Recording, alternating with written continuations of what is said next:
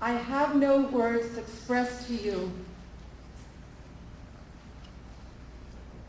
the thrill it was to have all of our alumni come home for Shabbos and to see those who joined us today. Alumni spanning many, many years. Some even here with children approaching college age. Guys who have legacy, we expect you here. We can't wait to have you. Over and over, I found myself slipping and not introducing people properly to each other, assuming somehow they knew each other, being siblings after all, the same extended family. Giving greetings today on behalf of the alumni body is Diana Epel, year of 95. Diana is a 1990 alumni of Edgar and Bronfman Youth Fellowship in Israel. She graduated from Binghamton Phi Beta Kappa, earning her BA in Judaic Studies. She was the commencement speaker for Harper College class of 1995. She attended NYU on a fellowship where she earned her MA in Medieval Sephardic Studies. All of our students are slouches. She taught as an adjunct professor in religious studies at the University of South Florida and has worked for the past 10 years as a Weight Watchers leader, mentor, and public relations ambassador. I think she even had tea with Lady Di, the Duchess Sarah Fergus. She travels throughout the U.S. conducting seminars of efficiency and productivity to corporate executives, providing them with systems, processes, and support to increase productivity. She lives in Tampa, Florida with her husband Aaron and their 4-year-old twins. Please welcome Diana. Good afternoon, everyone. What a pleasure it is to be here with all of you today at this incredibly significant moment. A day for us to recognize that what will happen in this place, within these walls, like what happened within some older and less spacious walls, will create the cornerstones of Jewish identity and life in Binghamton students and their families now and in the future. Our presence here and our commitment to the Chabad Center for Jewish Student Life is our own dedication to building and preserving the Jewish people. This is an investment in our building blocks, our children and our grandchildren. The structure stands here in Binghamton, but I am here to tell you that what happens in Binghamton does not stay in Binghamton. I'm here to share a secret with you. I want to uncover for you what lies beneath and within these walls.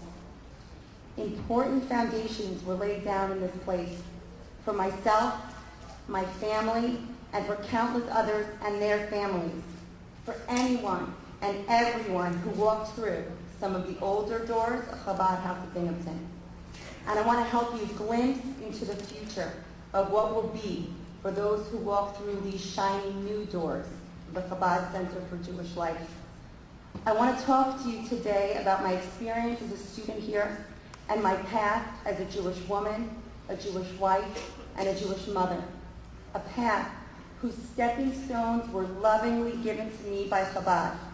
A path that my family and I walk, cherish, and reflect on in our daily lives. And my experience is far from unique. I grew up in Rockville Center, Long Island, and when I was old enough to attend religious school, we joined a Reform synagogue because my mother thought it would be great for my brother and I to be equal, something she felt she'd been deprived of in her own life with her brother. My mother cared about her Judaism to the extent that she wanted to pass it on, but in a way that suited her, and she rejected much of the Judaism of her childhood. Her Judaism was in relation to the Holocaust. Her father's orphan status, the siblings my grandmother lost, the first cousins adopted by aunts and uncles and brought from Warsaw to Argentina, where my parents grew up. She felt the sadness of being a Jew and not much of the joy. Living in Irish Catholic Rockville Center as a Reformed Jew, my Judaism was very much about being unlike the other kids in my town. All of the things my family didn't do that everyone else did, and the things we did do to some degree that no one else did. I grew up in a Judaism of negation and not relevance. I, like so many Jewish kids, was living a Judaism with little wisdom, comprehension, or knowledge. I felt my Judaism was really just a way of fulfilling an obligation, a responsibility to my Baba and Zayda. That's Spanish Yiddish for Baba and Zaydi.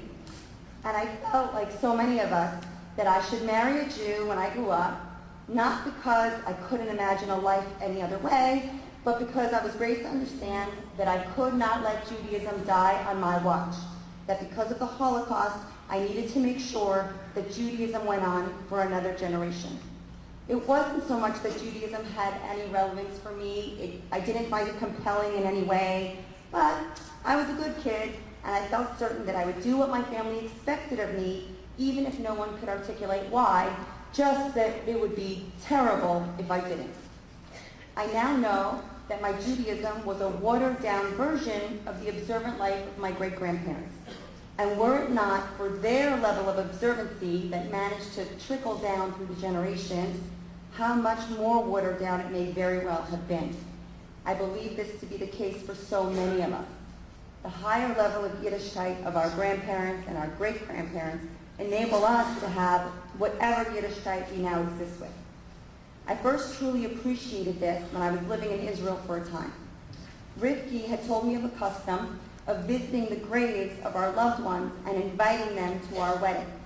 And since mine was approaching, I spent a day in Mount Olives in Jerusalem trying to find my mother's grandparents who, having escaped Warsaw, settled in Jerusalem. I had no idea where to begin. But when I finally found a caretaker, he was able to direct me to the general location of my great-grandparents' graves because they were buried in the Lubavitch section of the cemetery, having been, as I learned that day, Lubavitch Jews themselves. It makes perfect sense that their commitment enabled me to have enough Jewish identity to walk into Chabad house on that Friday night in my freshman year at Binghamton. How fortunate that I chose Binghamton, that I chose Binghamton, and that Binghamton chose me. In high school, I had some opportunities to discover that I didn't know all I thought I knew about Judaism. And it wasn't that I necessarily wanted to do what other Jewish kids did, like keep Shabbat. I just wanted to know what other Jewish people knew. I felt I had somehow been cheated in my religious education. And I became curious enough to become a Judaic Studies major in college. I chose Binghamton for its reputation, its Judaic Studies program, the percentage of Jewish students that attended, and for the price. I did not choose Binghamton for the Chabad house. I had never heard of Chabad house. The fascinating thing about Chabad is that it's exactly for people like me, even though people like me don't know what Chabad house is until we are lucky enough to find it on our very own campus. Some people think Chabad is for Hasidic Jews or observant Jews, where that in fact could not be farther from the truth. I'm indebted to everyone that came before me and believed that Chabad of Binghamton was worth having and supporting so that I, like so many others, could wander in and trigger a process that would solidify those loose and wobbly stones that my parents had somewhat randomly placed in the substructure of my Jewish identity. I truly believe that despite growing up with a Jewish identity and feeling a responsibility toward the Jewish people, Judaism as a living idea plays an insignificant role in the day-to-day existence of many Jewish college students. It is only with Chabad that most Jewish students strengthen the Judaism they inherit from their parents and their grandparents. Chabad provides us with the tools to create a Jewish life for ourselves. I believe that every Jewish student stands at a crossroads of identity, regardless of the level of Jewish observance they had at home. Just because a Jew grows up in a Jewish home, no matter how observant, does not mean that he or she has the processes and skills to create a positive Jewish experience for themselves and for their families. And that is the gift of Chabad. Chabad, which sees Judaism as a relevant, compelling, joyful blessing, can create the programming, experiences, and events that shows us at whatever level we want to take it on, how to be Jewish, not what's expected of us because we are Jewish. I believe that as Jewish parents, many of us do not have the blueprint for the Jewish life of our children. We want them to grow up Jewish, we want them to marry Jews, we want them to give us Jewish grandchildren, but we lack the competency or the comfort level to do that, to create a world for them in which we don't need to say what we want, but that they grow up in such a way that they themselves cannot imagine any other life but a Jewish one.